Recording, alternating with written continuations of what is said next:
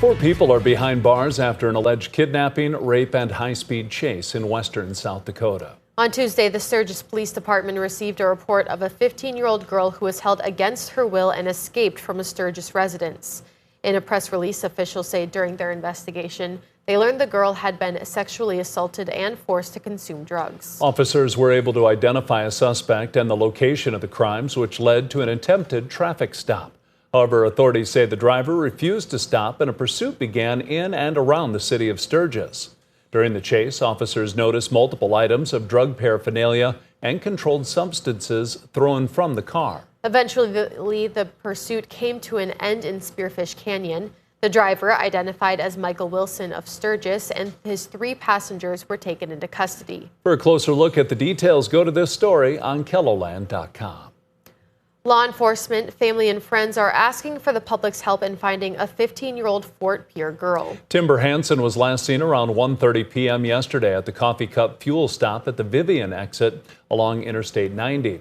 She's described as 5 feet 5 inches tall, 105 pounds, blue eyes, and pierced ears. Her hair is colored black, and she may be wearing glasses. It is believed that she is traveling in a gold-colored 2001 Ford F-250 Club Cab pickup. The license plate number is 58L632. It has a black grill guard and a black box. Anyone who sees her is asked to contact the Stanley County Sheriff's Office. Later this morning at 9 o'clock Central Time, you'll be able to follow along with oral arguments made before the South Dakota Supreme Court. Today, justices are set to hear arguments in a case involving a sinkhole in the Rapid City area that's caused notable problems for a neighborhood. A circuit court ruled in favor of the state of South Dakota. The resident who filed the lawsuit, however, has appealed. Then tomorrow, justices are scheduled to hear arguments about a Sioux Falls case dealing with eminent domain, construction, and attorney fees. Oral arguments in both cases will be live streamed on KELOLAND.com. Well, now let's get a check on our weather with meteorologist Brian Karstens. Good morning, Brian. All right, good morning. Our forecast today, we're looking at a chilly start. We have some 30-degree weather, but into the 70s this afternoon. Sioux Falls at 70, Huron 72, Pierre 74. South winds there at 20 to 40, and highs close to 80 in Rapid City. What's next? Well, a little rain chance is back in the forecast by the weekend. We'll talk all about that coming up in just a few minutes. Thank you, Brian. From the construction of a second Chick-fil-A to the developments of new apartments, there's a lot of excitement happening in Northeast Sioux Falls. Just to the north of the Dolly Farm Village is Foss Fields, where a new Casey's is slated to go, and some new apartments. But Ryan Tisdall with Van Busker Companies says that's not where the development ends. We're actively working on the next phase of retail on Veterans Parkway, which will happen north from Menards. So we are working on several deals that will happen in that area between Menards and East 6th Street. Tisdall says they'll likely have announcements for new businesses within the next 6 months or so. It's where music and the military come together for one exciting night. Next weekend, the Military Heritage Alliance in Sioux Falls will host a concert called Shake, Rattle, and Roll, with a number of performers who will help raise money for Midwest Honor Flight. We're going to do Elvis music, we're going to do Buddy Holly music, we're going to do music from ABBA, we're going to do 60s music, so there's a little bit for everyone. Shake, Rattle, and Roll takes place Saturday, October 18th from 7 to 10 p.m. For more on tickets and what to expect, you can log on to this story on KELOLAND.com. KELOLAND's Jordan DeSmit was part of Tuesday's Midwest Honor Flight, and you can expect stories from that mission in the coming days. The college basketball season tips off in less than a month. Tuesday, the Summit League hosted its 3rd annual Men's and Women's Basketball Media Day at the Premier Center. Coaches and players from all 9 programs made the trip to Sioux Falls to meet with local and national media. The new men's coach at Oral Roberts shared his strategy for Media Day. For me, like if I try and prepare something, I'll be too rigid. So I try and be as just us as possible, and it makes it easy because our program is built on just being the hardest playing, most connected, most passionate team in the country. And if that is who we are, like it makes it easy every day just to go out here and be able to talk about it. The 9 teams will be back at the Premier Center for the Summit League Men's and Women's Basketball Championships March 4th through the 8th.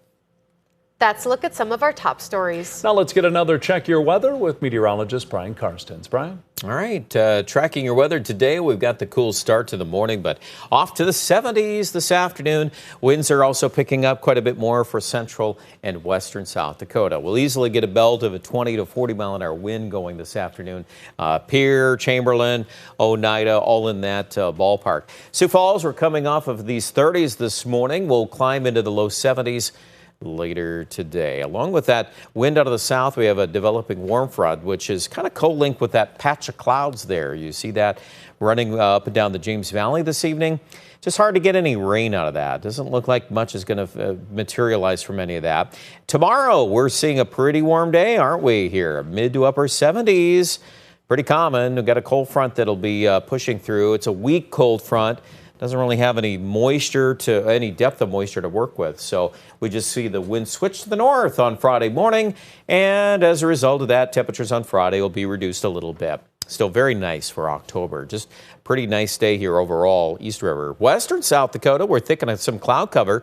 Let's see if a little rain begins to pop up. There's a bit of a conversation about that as we turn the page into the weekend forecast.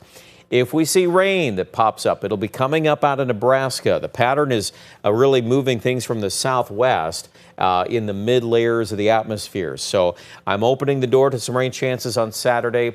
A lot of that in our 7-day forecast is for Aberdeen, Pierre, Rapid City. Now, Sioux Falls, possible we could toss in a little rain late Saturday or Saturday night. In fact, even this projection is a little more bullish on that idea into Sunday morning, maybe a couple of rumbles of thunder. So it's something we're going to keep an eye on as we try to pinpoint the timing on those features for the weekend.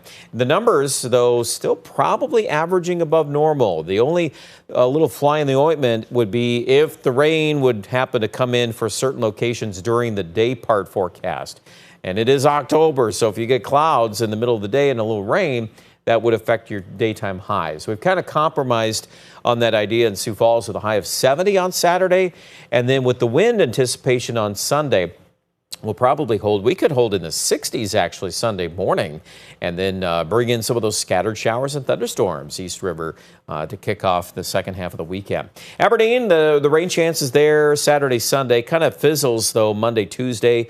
Numbers are above normal, some days more than others. Low 70s, though, looking pretty likely for the weekend. I think tomorrow is an example of a pretty warm day, high 76. And Pierre and Rapid City, warm tomorrow. We got mid-70s going in Pierre.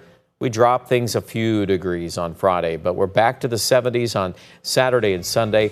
Rapid City, too. This chance of rain the weekend-wise, it's not a huge chance, but it's there, 20%. Check out more details online at KettleLand.com.